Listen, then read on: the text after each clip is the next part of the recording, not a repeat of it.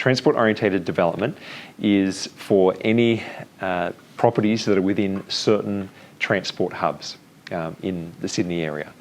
So it commenced on the 13th of May already, so that's already up and running. So this affects land within 8 rail and metro stations, being Bankstown, Bays West, Bella Vista, Crow's Nest, Homebush, Horsley, Kellyville and Macquarie Park. So if you're in 1,200 metres of any of those 8 railway stations, you can go from having a residential house to having a 22 apartment story building on your property. It goes beyond that. So beyond the 8 rail stations, then there are 31 railway stations in 13 local government areas. If you're within 400 metres of existing or planned public transport, then you'll be able to build a apartment building. Not of that significant level, probably in the order of about 6 stories.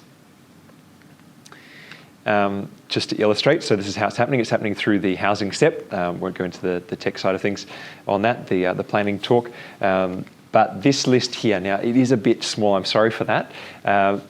And maybe I can push this out to the group. So these are the 31 railway stations that if you find land within 400 metres, you'll be able to, on a low density allotment, you'll be able to, it'll be rezoned and you'll be able to now build within 400 metres one of these apartment buildings.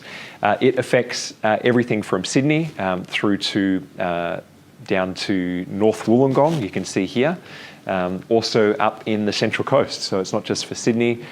We've got some suburbs there, Newcastle interchange. These are the, I guess, the planning laws around that. Different things like what's the minimum lot size, how high can it be, all of those sorts of things. I won't go too much into detail on those ones, but I want to show it visually. So this is around Arncliffe in Sydney. This area here is all low density residential, where just single houses, basically, granny flats are allowed. If you're within 400 metres, then what they've done is they've drawn a line of 400 metre radius and drawn a line around there, and all of those ones with the hash now can have a apartment building on it. That's what it looks like close up.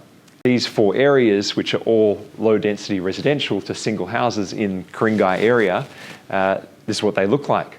This is an aerial image.